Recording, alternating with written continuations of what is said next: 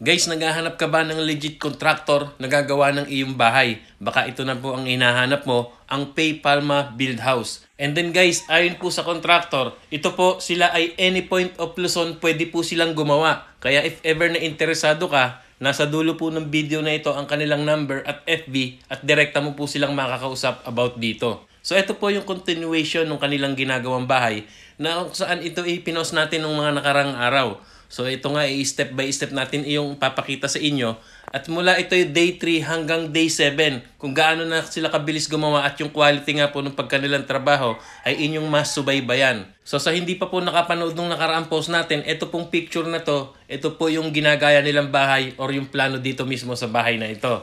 So guys, ito po, day 3 po ito, itong nakikita natin video na ito. And then papasok po tayo ngayon sa day 4. So ito po yung day 4 nakikita natin. Malaki na po ang improvement at nakikita po natin yung mga poste ay nakatayo na. And then ayan, at nagkakabit na nga rin po sila ng tie beam. So napakaganda po ng setup nito at quality po talagang trumabaho itong Pay Palma Build House. Kaya if ever na interesado sa mga naghahanap po ng magpapagawa ng bahay, nasa dulo po ng video ang kanilang number at FB at tawagan nyo na lamang. Any point of Luzon po, gumagawa po sila. So ito po, itong video na ito po yung day 4 nung pagkakagawa nila. And then papasok po tayo sa day 5 at makikita nyo po napakalaki na po ng improvement hanggang day 7 ay nagkakabit na nga po sila ng flooring. So ito guys, ayon po sa Pay Palma, ang ginamit po nilang mga bakal dito ay 12mm at 10mm. So magandang klase na po ito sa ganitong bungalow type lamang na house. So ito nakikita nyo sir, mga ma'am.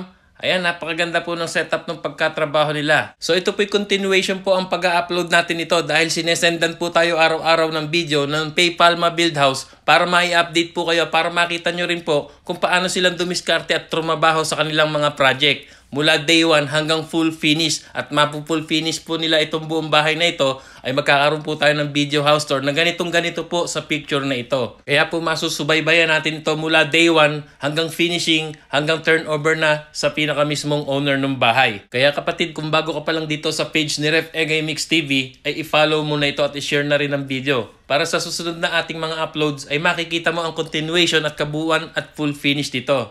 So guys, ito naman po ang day 5. So nakikita natin, everyday ang improvements, napakalaki po. Kaya mabilis pong trumabaho ang Pay Palma Build House. Marami po siyang hawak na tao at salang-sala po ito. Kaya kahit mabilis po ang trabaho at sigurado't garantisadong matibay at maganda ang pagkatrabaho nito. Dahil sinisigurado ng Pay Palma Build House na magiging masaya ang kanilang kliyente at sa lahat ng mga previous na kanilang nagawa ay talagang napakaayos at napakaganda. Yung mga naipost na natin ng mga full finish na bahay.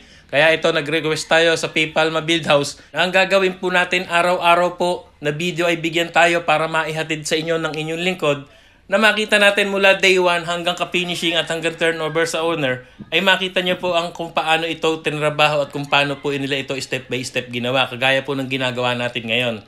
So ito po ang day 5. So ito naman po guys, ang day 7, siya sa atin nyo po mabuti. And then of course, inuulit ko po, if ever na interesado kang magpagawa sa Pay Palma Build House, nasa dulo po ng video na ito ang kanilang Facebook at number. Direkta nyo po silang tawagan at i-message at siya po ay sasagot sa inyo. Any point of Luzon. Inuulit ko po, kahit saan po sa buong Luzon, pwede po silang gumawa. So guys, ayun po, nakikita nyo po, napakaganda na nga po at improvement at napakalaki nga po sa loob ng isang linggo ay ito na nga po ang inabot. So ito na po ang day 7 guys, panoorin nyo at siya sa atin yung mabuti at kayo na po ang humusga. At kung kayo na po ang kumilatis at mag-comment na lamang po kayo dito sa inyong mga suggestion and kuro-kuro about dito sa Pay Palma Build House. And of course, sa mga interesado, nasa dulo po ng video ang kanilang FB at number, inuulit ko, any point of Luzon.